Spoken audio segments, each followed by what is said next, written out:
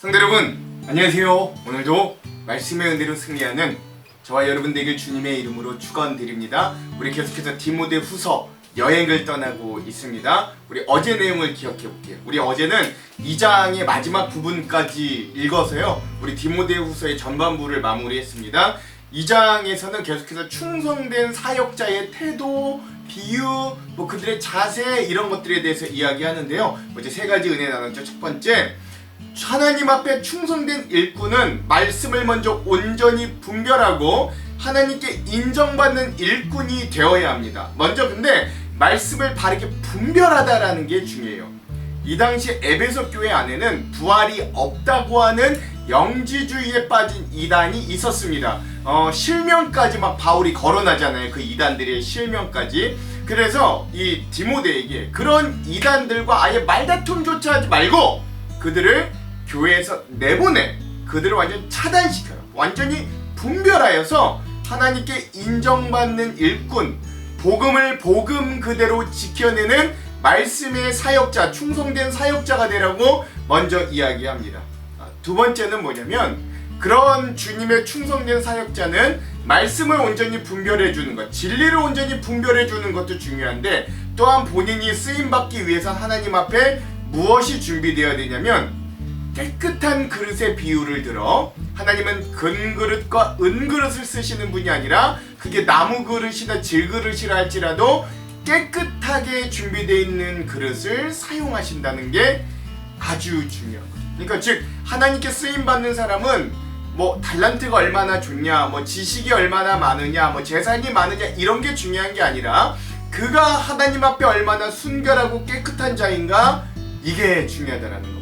마지막 세 번째, 또한 충성된 사역자가 되기 위해서는 교회 안을 다스리고 경영할 때 온유한 마음으로 잘못된 일을 하거나 또는 어떤 좀 실수를 하거나 이런 자들에게 온유한 마음으로 사람을 살리는 그런 충성된 사역자. 여기서 온유라고 하는 건 어머니가 막 태어난 갓난아기를 사랑으로 돌보는 듯한 그런 모습의 온유함을 가지고 이 교회 공동체를 돌보라. 그게 정말 충성된 사역자의 자세와 모습이다 라고 이야기했던 바울의 모습까지 우리가 2장, 우리 디모데후서의 전반부까지 우리가 함께 나눴습니다. 자, 오늘부터는 우리가 3장, 4장, 우리 디모데후서의 이제 후반부를 함께 좀 나눌 거고요. 그래서 오늘은 디모데후서의 세 번째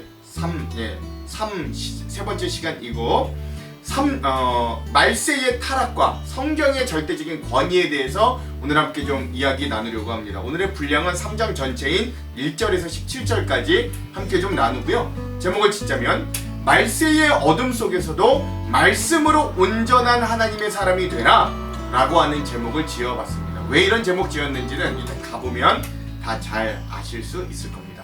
자, 그럼 두 가지 맥을 짚고 이 맥에 따라 주제를 한번 나눠보도록 할게요. 첫 번째 맥.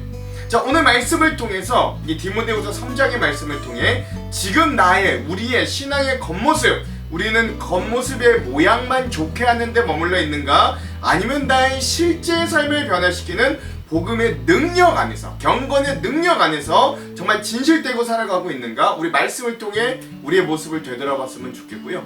두 번째, 이 마지막 때 말세의 혼란과 흔들림 속에서도 나는 무엇을 붙들고 끝까지 믿음을 지킬 것인가, 오늘 말씀을 통해서 또한 그 답을 찾는 시간이 되기를 간절히 소망해 봅니다. 자, 이런 두 가지 맥을 짚으면서 오늘 말씀을 한번 읽어봤으면 좋겠어요. 자, 그럼 오늘 이 디모데후서 3장의 핵심 구절을 한번 나누겠습니다. 두 군데인데요, 5절과 14절에서 17절의 말씀입니다. 먼저 5절.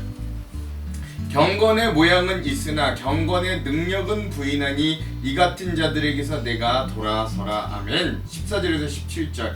그러나 너는 배우고 확신하는 일에 거하라. 너는 내가 누구에게서 배운 것을 알며 또 어려서부터 성경을 알았나니 성경은 능히 너로 하여금 그리스도 예수 안에 있는 믿음으로 말미암아 구원에 이르는 지혜가 있게 하느니라. 모든 성경은 하나님의 감동으로 된 것으로 교훈과 책망과 바르게 함과 의로 교육하기에 유익하니 이는 하나님의 사람으로 온전하게 하며 모든 선한 일을 행할 능력을 갖추게 하려 함이라.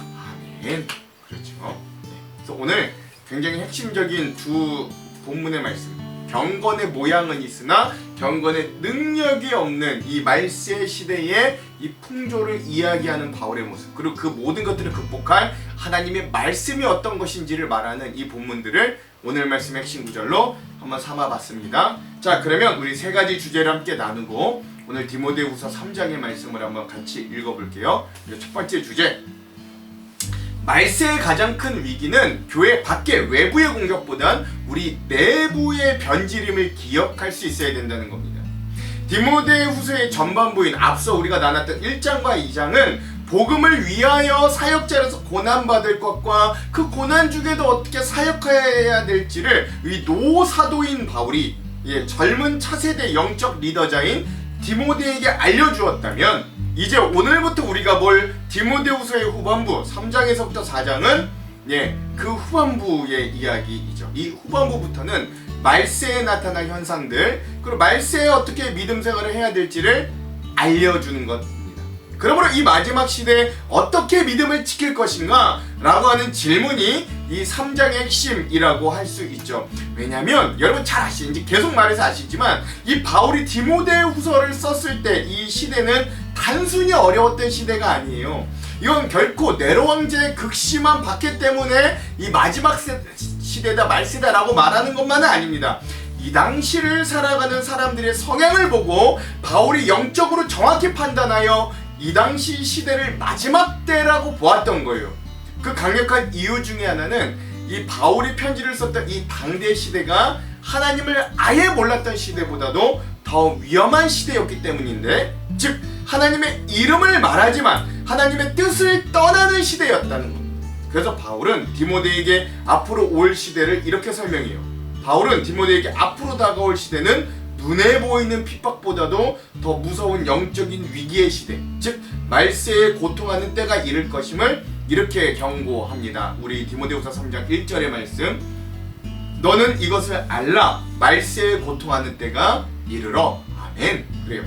바울이 묘사하는 이 말세의 징조, 징조는요, 이거 외적으로 밖으로 보이는 그런 징조가 아닙니다. 마치 예수님이 말씀하셨던 것처럼 뭐 전쟁이 일어나고 뭐 자연재해가 일어나고 사람들이 서로를 미워하고 뭐 이런 그러니까 외적인 그런 재앙 뭐 이런 것들이 나타나는 걸 말하는 게 아니라는 거예요. 바울이 말하는 마지막 때의 징조는 철저하게 인간성이 파괴되고 영적으로 극심하게 타락하는 시대를 이야기하고 있는 거죠. 특별히 여기서 고통하는 때에서 사용되었던 이 고통, 마지막 때가 고통하는 때라고 하잖아요. 거기서 말하는 고통이라고 하는 이 헬라어 단어는 우리가 일반적으로 아는 그냥 고통이라는 단어라기보다는 이게 딱 성경에 2번 쓰였는데 한 번은 여기 쓰였고요. 또 한 번은 어디에 쓰였냐? 우리 거라사의 귀신 들린 자가 귀신에 들려서 고통당했다라고 할 때 그 고통의 단어라고 합니다.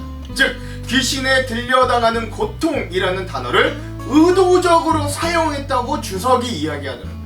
즉 마치 귀신 들린 것처럼 통제불능의 포악감과 광기가 사회와 인간의 내면을 지배하는 굉장히 위험하고 사나운 때가 바로 마지막 때에 고통하는 때다라는 걸 말해준다는 거예요. 그리고 그 다음은 그 광기와 고통하는 시대에 사람들이 어떤 모습으로 나타나는가 바울이 아주 구체적으로 이야기하는데 19가지나 되는 그들의 어떤 죄악의 실상, 죄악의 뿌리들을 이렇게 이야기합니다. 오늘 2절에서 5절까지. 사람들이 자기를 사랑하며 돈을 사랑하며 자랑하며 교만하며 비방하며 부모를 거역하며 감사하지 아니하며 거룩하지 아니하며 무정하며 원통함을 풀지 아니하며 모함하며 절제하지 못하며 사나우며 선한 것을 좋아하지 아니하며 배신하며 조급하며 자만하며 쾌락을 사랑하기를 하나님 사랑하는 것보다 더하며 경건의 모양은 있으나 경건의 능력은 부인하니 이 같은 자들에게서 내가 돌아서라. 아멘. 그렇죠. 여러분 여기 뭐라 그래요? 경건의 모양을 말하잖아요. 경건의 모양은 알맹이가 없는 어떤 외적인 껍데기라고 할 수 있어요. 즉 우리의 어떤 겉모습에 치장된 모습들을 이야기합니다. 근데 반면 바울이 정말 중요하게 여기는 건 경건의 모습, 외형보단 경건 그 안에 있는 능력인데 그 경건의 능력을 뜻하는 헬라어 단어 디나미스라는 단어는 삶을 실제적으로 변화시키는 성령님의 내재적인 역동성을 이야기한다는 거예요. 그러니까 이 마지막 때 말세 가장 무서운 영적인 악성 종량은 교회 안에서 어떤 종교적인 의식, 그럴듯한 직분, 모양 뭐 이런 것들은 겉모습은 유지하지만 우리의 실제 삶에서 죄를 끊어내고 거룩을 선택하는 실제적인 힘과 능력은 거부하는 위선의 시대라는 거죠.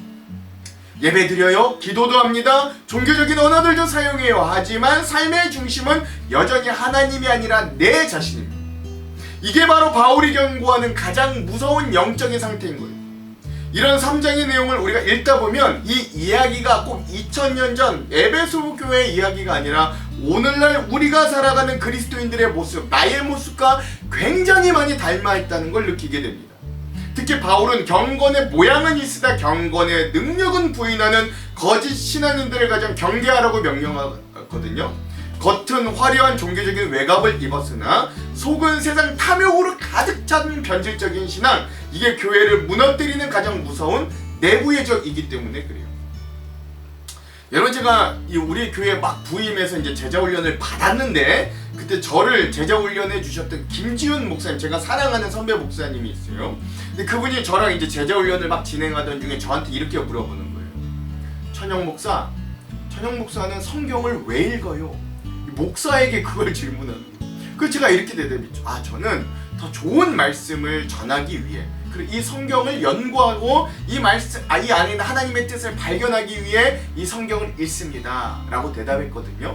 그때 저에게 제자훈련을 해주셨던 그 선배, 그 김지훈 목사님이 저한테 이렇게 말씀하시는 거예요. 제 대답을 듣더니 5초 동안 답을 안 하시다가 천영 목사, 저는 하나님을 더 알고 싶어서 말씀을 읽어요. 저는 하나님을 더 사랑하고 싶어서, 그 은혜를 누리고 싶어서 말씀을 읽어요 라고 저에게 말씀해 주는데, 제가 마치 뒤에 망치로 머리를 꽝 맞은 것과 같은 충격을 받았습니다. 저도 경건의 모양과 외적인 자격만 갖추려고 했지, 그러니까 말씀을 잘 전하기 위해서 목적을 가지고, 나의 유익과 만족을 위한 목적을 가지고 성경을 읽었어도 정말 하나님의 뜻, 정말 하나님을 사랑하는, 그 하나님을 정말 알고 싶고 그 하나님과 친밀하기 위해서 개인적으로 내 진실하게 말씀을 읽었던 건 아니라는 게 거기 고스란히 다 드러났던 거예요. 여러분, 아무리 아름다운 장식이 있어도, 아무리 최고의 기술로 만들어진 그 무엇이라고 해도 우리 인생의 위기의 순간 사람을 살리는 건 그런 겉모습이 아니라 본질적인 신앙과 진심임을 여러분 기억하시기 바랍니다. 마치 아름답게 꾸며진 배가 위기의 순간 본래의 한계를 드러내는 어떤 타이타닉 호와 같이 하나님 없는 종교적인 외형은 결국 삶의 위기 앞에서 무너지게 돼요. 그러니까 사랑하는 성도 여러분, 우리 신앙은 겉모습을 만드는 게 아니에요. 예배의 자리만 지키는 게 아닙니다. 말씀을 많이 아는 것만도 아니에요. 중요한 건 그 복음의 능력이 내 안에서 실제로 나를 정말로 변화시키고 있는가, 조금씩이라도 변화시키고 있는가, 이게 중요합니다. 오늘 우리가 사는 문화는 끊임없이 너 자신을 사랑하라, 너 자신이면 충분하다, 돈이면 너를 지켜줄 거다, 이렇게 계속 우리를 속삭입니다. 스마트폰의 알고리즘과 세상의 풍조를 가감히 처단하는, 그래서 우리 미디어 디톡스가 우리에게 좀 필요해요. 나의 시간과 물질의 우선순위를 하나님께 먼저 드리는 훈련이 우리에겐 절실히 필요합니다. 목사인 저에게도 필요해요.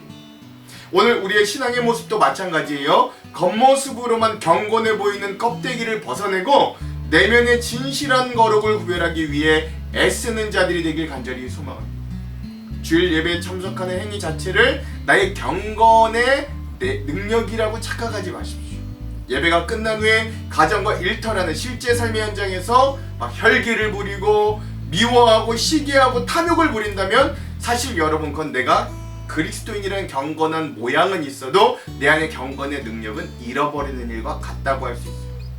매일 아침 말씀 앞에서 내 안의 위선을 도려내고, 하나님, 오늘도 내 삶에서 죄를 이길 능력, 거기서 내가 과감히 떠나갈 용기를 주십시오. 믿음을 주십시오.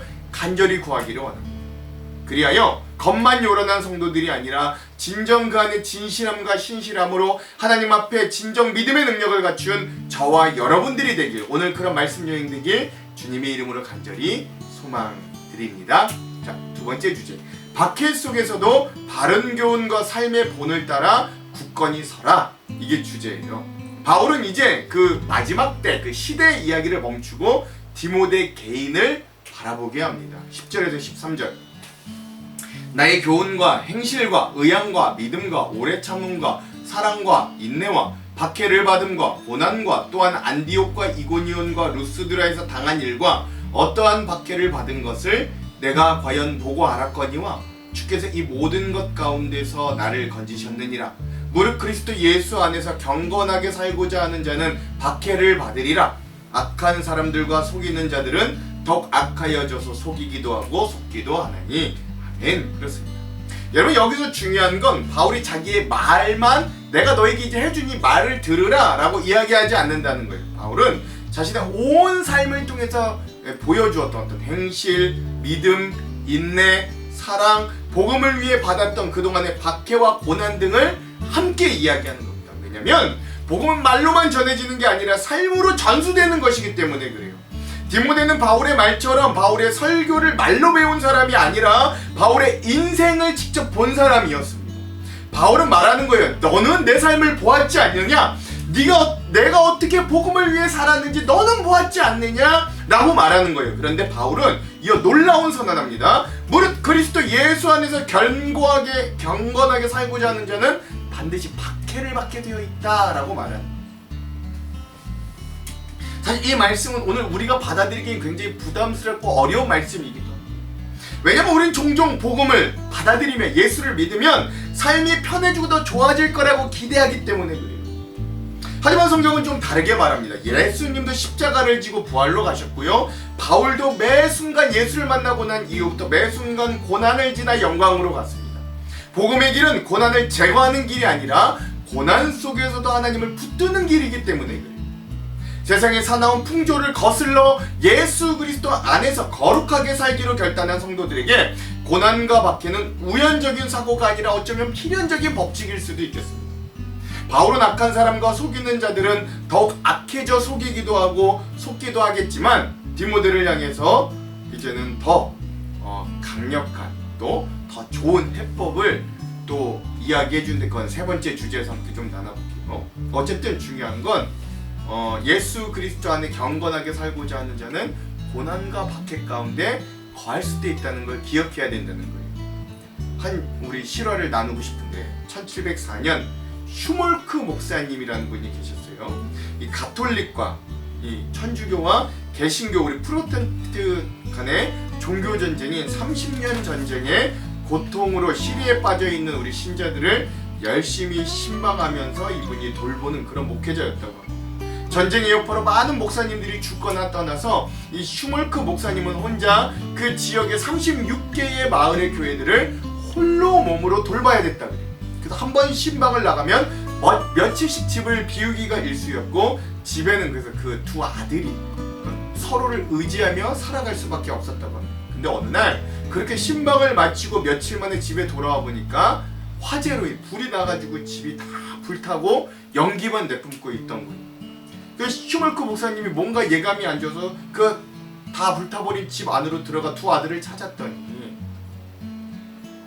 막 잿더미를 막 펼쳤더니 어떤 형체가 자기에게 있었냐면 그 불에 다 탔는데 서로 부둥켜 안고 있던 자기 두 아들 형제가 새카맣게 타서 재가 된 모습을 슈몰크 목사님이 발견하게 됩니다. 그 다 불에 타 죽은 그 두 아들 앞에 슈몰크 목사님 무릎 꿇고 앉았어요. 그리고 이 목사님 하나님께 이렇게 울부짖었습니다. 근데 그렇게 한참 눈물로 울부짖다가 결국 이 모든 것도 결국 하나님의 뜻이라는 생각이 이 슈몰크 목사님께 들었다 그래요. 그는 조용히 기도하기 시작합니다.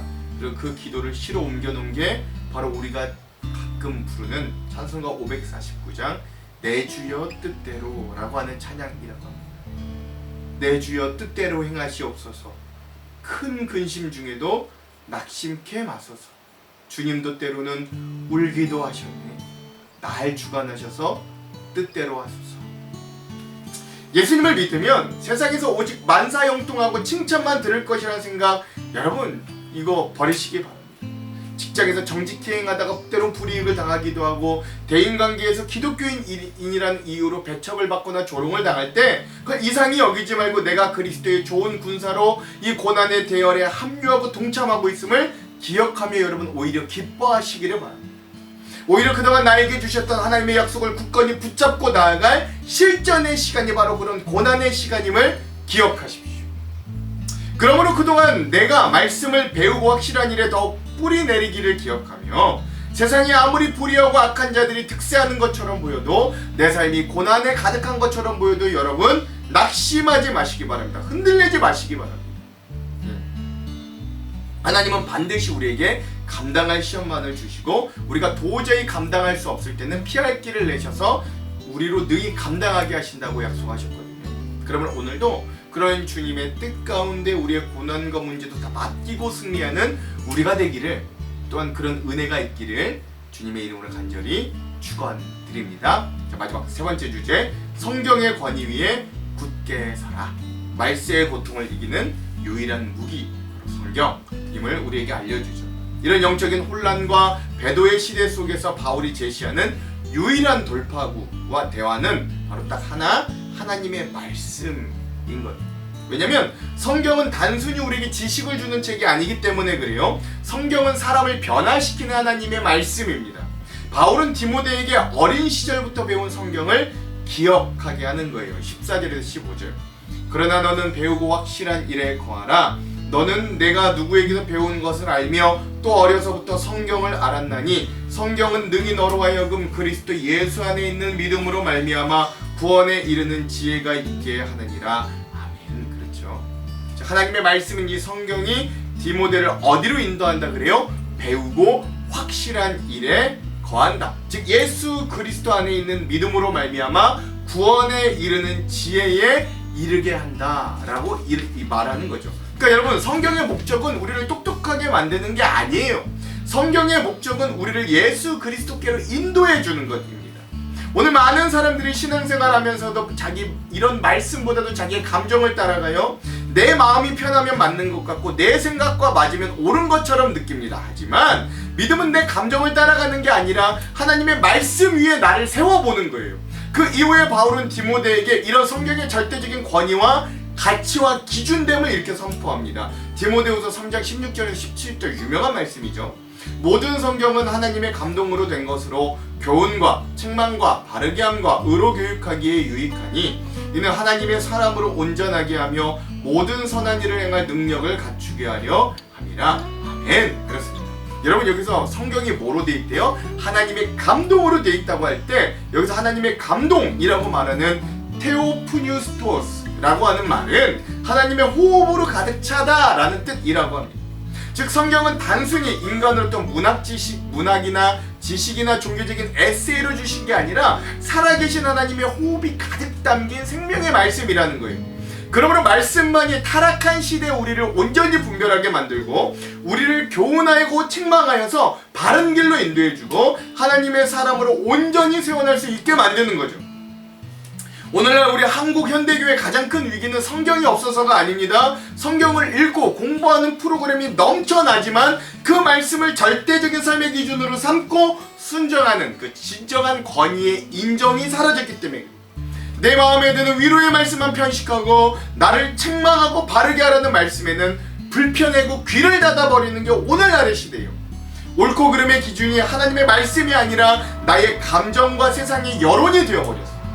그러나 디모데후서는 분명하게 경고합니다. 세상의 가치관이 홍수처럼 밀려올 때 우리를 요동하지 않게 붙들어줄 수 있는 유일한 밭은 성경의 말씀밖에 없다는 거죠. 1866년 우리나라 조선은 외국과 복음에 대해 굳게 닫혀있던 쇄국 정책이 있던 시대였습니다. 그때 영국 웨일즈 출신의 한 젊은 선교사가 조선을 향해 찾아왔어요. 그 이름이 토마스 선교사였습니다. 그는 이미 중국에서 선교 활동을 하고 있었지만 복음을 알지 못하는 조선 땅을 향해 왔습니다. 그러나 조선에 들어오는 길이 평탄치 않았고 그가 타고 있던 미국의 상선 제너럴 셔먼호는 강력한 쇄국 정책을 펴던 흥선대원군의 조선의 정부와 결국 충돌하게 됩니다. 결국 그 배가 대동강에서 불타게 됩니다. 그리고 토마스 선교사는 그 현장에서 죽음을 맞이하게 됩니다. 그가 조선의 병사들의 칼에 맞아 죽으면서도 그가 마지막 했던 말이 야소, 야소, 지금으로 치면 예수, 예수라고 했다 그래요. 그리고 그는 자기를 향해 칼을 휘둘고 달려오는 그 병사를 향해 자기가 가지고 있던 유일한 성경책을 던져줬다고 합니다. 야소, 야소, 예수, 예수 합니다. 그리고 결국 그 병사의 칼에 맞아 조선 땅 밟아보지도 못하고 토마스 선교사가 20대 후반의 나이에 결국 순교를 하게 되는 것이죠. 그는 그래서 자신이 가지고 있던 성경을 조선 사람들에게 결국 목숨을 바쳐 전달하게 됩니다. 그 당시엔 아무도 그 작은 책 한 권의 의미를 알지 못했어요. 사람들은 그걸 단순히 종이책이라고 또 서양 귀신이 내용이 담겨있는 그런 책이라고 생각했을지도 모릅니다. 그러나 하나님의 말씀은 결코 평범한 책이 아닙니다. 그 성경책을 받은 사람 가운데 변화가 일어나기 시작했는데, 대표적으로 토마스 선교사의 성경을 받은 사람 중에 한 명으로 알려진 그 당시 조선의 박충건은 이후에 그 성경을 읽다가 신앙을 가지게 되었고, 그가 전달받은 성경은 조선 땅의 복음의 씨앗이 되는 계기가 되었다 그래요. 또한 토마스 선교사가 순교한 지 수십 년 후 140년이 지나고 난 이후에 조선 땅에는 교회가 세워지고 수많은 사람들이 예수 그리스도를 믿게 되는 역사가 일어난 거죠. 한 사람이 배우기에는 너무 짧은 사역이었습니다. 토마스 선교사가 이 조선 땅에 와서 순교했을 때 그의 나이가 27살밖에 되지 않는다 그래요. 그는 사실 선교지에 발도 붙이지 못하고 끝난 인생이었습니다. 그러나 그가 던져서 전해준 하나님의 말씀은 사람의 계산을 뛰어넘어 역사했던 거예요. 결국 그 전달된 하나님의 말씀인 성경이 조선 땅을 변화시키는 씨앗이 되었다는 거죠. 사랑하는 성도 여러분, 디모데후서 3장에서 바울은 이렇게 말해요. 모든 성경은 하나님의 감동으로 된 것으로 라고 돼요. 여러분, 왜 성경이 중요해요? 성경은 단순한 지식의 책이 아니기 때문에 성경은 사람을 변화시키는 하나님의 생명의 말씀입니다.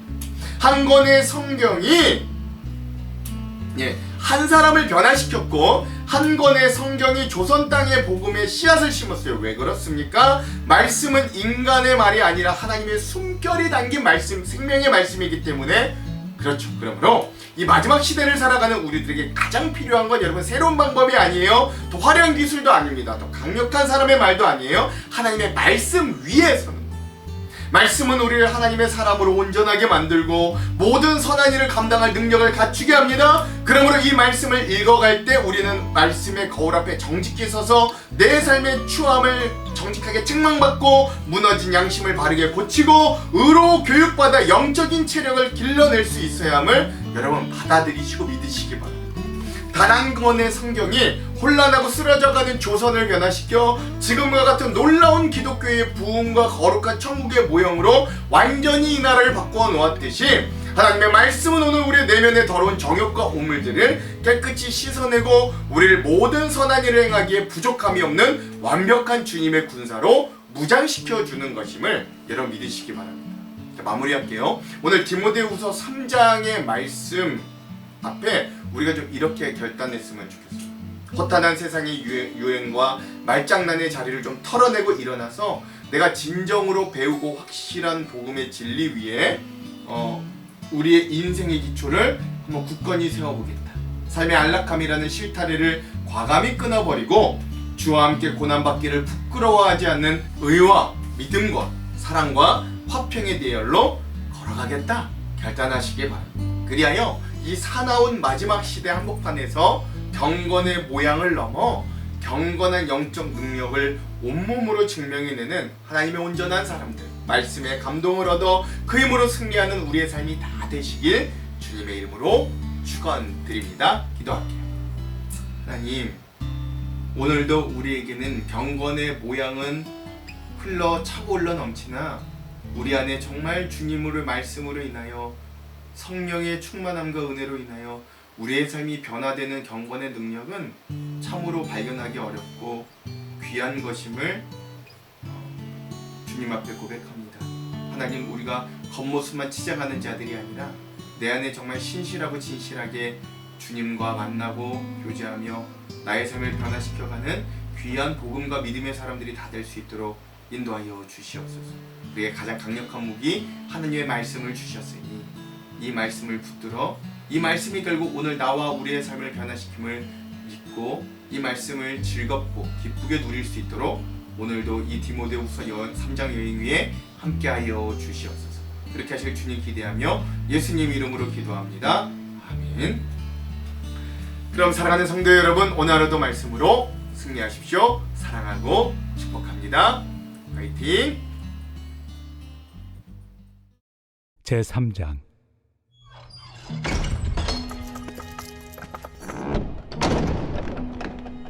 너는 이것을 알라. 말세 고통하는 때가 이르러 사람들이 자기를 사랑하며 돈을 사랑하며 자랑하며 교만하며 비방하며 부모를 거역하며 감사하지 아니하며 거룩하지 아니하며 무정하며 원통함을 풀지 아니하며 모함하며 절제하지 못하며 사나우며 선한 것을 좋아하지 아니하며 배신하며 조급하며 자만하며 쾌락을 사랑하기를 하나님 사랑하는 것보다 더하며 경건의 모양은 있으나 경건의 능력은 부인하니 이 같은 자들에게서 내가 돌아서라. 그들 중에 남의 집에 가만히 들어가 어리석은 여자를 유인하는 자들이 있으니 그 여자는 죄를 중히 지고 여러 가지 욕심에 끌린 바 되어 항상 배우나 끝내 진리의 지식에 이를 수 없느니라. 얀네와 얀브레가 모세를 대적한 것 같이 그들도 진리를 대적하니 이 사람들은 그 마음이 부패한 자요 믿음에 관하여는 버림받은 자들이라. 그러나 그들이 더 나아가지 못할 것은 저 두 사람이 된 것과 같이 그들의 어리석음이 드러날 것임이라. 나의 교훈과 행실과 의향과 믿음과 오래 참음과 사랑과 인내와 박해를 받음과 고난과 또한 안디옥과 이고니온과 루스드라에서 당한 일과 어떠한 박해를 받은 것을 내가 과연 보고 알았거니와 주께서 이 모든 것 가운데서 나를 건지셨느니라. 무릇 그리스도 예수 안에서 경건하게 살고자 하는 자는 박해를 받으리라. 악한 사람들과 속이는 자들은 더욱 악하여져서 속이기도 하고 속기도 하나니 그러나 너는 배우고 확신한 일에 거하라. 너는 내가 누구에게서 배운 것을 알며 또 어려서부터 성경을 알았나니 성경은 능히 너로 하여금 그리스도 예수 안에 있는 믿음으로 말미암아 구원에 이르는 지혜가 있게 하느니라. 모든 성경은 하나님의 감동으로 된 것으로 교훈과 책망과 바르게 함과 의로 교육하기에 유익하니 이는 하나님의 사람으로 온전하게 하며 모든 선한 일을 행할 능력을 갖추게 하려 함이라.